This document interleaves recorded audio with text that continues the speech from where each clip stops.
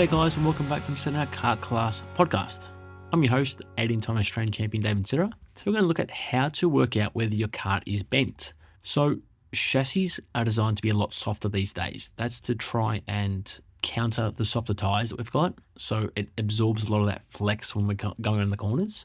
And what we're seeing is a lot of karts, having accidents. We're going at higher speeds, more corner speeds, faster development for kids. So now all of a sudden, some of these 7 to 10-year-old kids are driving as fast around the turns as what X30 is doing. The nature of the tyre is so sticky that kids are almost flat out around a lot of the corners. Now, when it comes to having an accident, how do we know that our chassis is actually bent or not? Now, the first way to try and assess whether your kart is bent is by putting it onto a kart jig. Now, that's not always possible because they might not have anyone at the kart track that has a kart jig, but if there is someone there, whether it's a team or it's a kart shop, that's the best way to test it. Now, it requires the front and rear wheels and possibly the rear hubs to come off the kart. And then what they do is they place the kart into a jig, which is like a level stationary platform. And then they can actually check all the measurements. So whether that's the rear rails, the C-sections, so whether they've kinked the C-sections back or forth, or just naturally whether it's up or down on one side of the kart. But it's a lot truer and easier way to assess the side to side whether everything's running true. Now, when it comes to straightening a kart on the jig, again, it's much easier than doing it on the ground. Now, what they do is they place a bar depending on which part of the kart is bent. But if it's the kingpins, the kingpin section where the C-section is, they basically place a bar in between the chassis and on top of that part of the kart, and they bend it down. Now, if it's any more than probably 15 mil in the front end, it's going to be hard to straighten. It's possible, but what happens is when it's had that big of a hit, the chances are when you've driven it once or twice again, it's going to slightly bend back. So it might not go the full 15 mil back, but it might go 3 to 5 mil back. So again, you might find that it's not perfect. If it's only a couple mil bent, pretty easy to fix. They tend to overbend them, so they go back a little bit so that it can actually bounce back into its true position. But again, if you do have quite a large hit and it's bent, 15 mil or more, then once you've done 1 or 2 sessions after, if you've got the jig there again, please put it back on to reassess that. Now, how do you know when you're actually driving if you've got a bent kart? Well, the easiest way to find out is if you're driving in a straight line, you can keep your hands on the steering wheel, but if it's pulling to one direction. So again, if you've had a hit on the left-hand side, it might pull towards the left-hand side of the track. Again, the opposite for the right-hand side if you've had a hit on that side.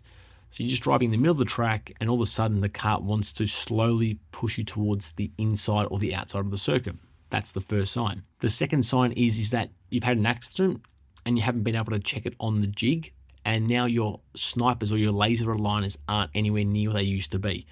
So instead of running, say, you had it set at 0 mil on both sides, just level. Now all of a sudden one side's at 4 mil negative and the other side's at 0. That's another sign that it could be bent. Again, with your top adjusters, when you are trying to get the camber right, if one side is just 2 or 3 clicks out from the other side, probably another sign that it's bent.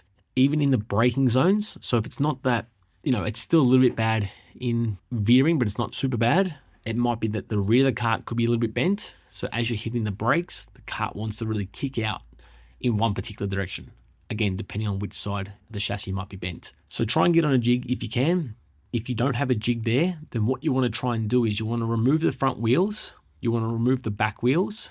If you've got a water-cooled engine with the radiator on the brake side, you want to remove the radiator or at least undo the bottom bracket and lift it right up. But what you're trying to do is you're trying to place an axle onto the top of the kingpins. And you probably need a cable tie it around the C-section. But what you're trying to do is you're trying to eye off the axle that you've just put on top of the kingpins towards the rear axle, and that's going to try and give you a bit of an indication on which side might be slightly raised. So again, you probably want to stand back maybe 5 or so meters and just try and eye off the kart.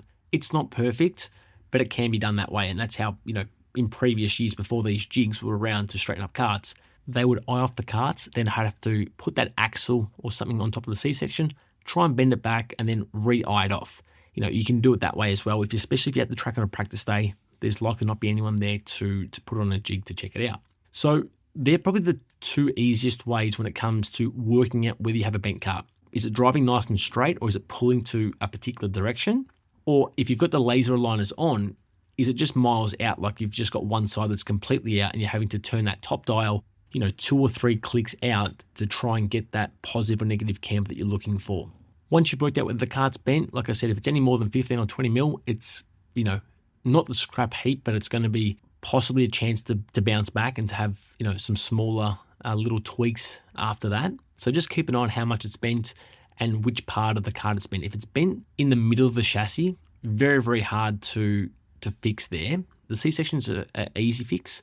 The rear rails are probably the easiest, but if it's twisted where, it's shortened on one side of the chassis, then no good. Like the amount of effort you're going to go to fix up the kart, damage bill, then just your performance is going to be weaker. So the amount of money that you spend wasting your time at the kart tracks, whether it's races or it's practice days, again, it's not going to be worthwhile. So there's some little small tips on how to work out whether your kart is bent, especially their younger drivers. They don't have any idea. So if they do say the kart is pulling in one direction, just try and get it checked when you possibly can. Hope these tips help you the next time at the racetrack. Hopefully we don't have many accidents or have to straighten the karts. But if you do, you know how to fix it out now. Thanks for tuning into this Kart Class podcast. I hope you've enjoyed it and I look forward to chatting to you guys soon. Cheers.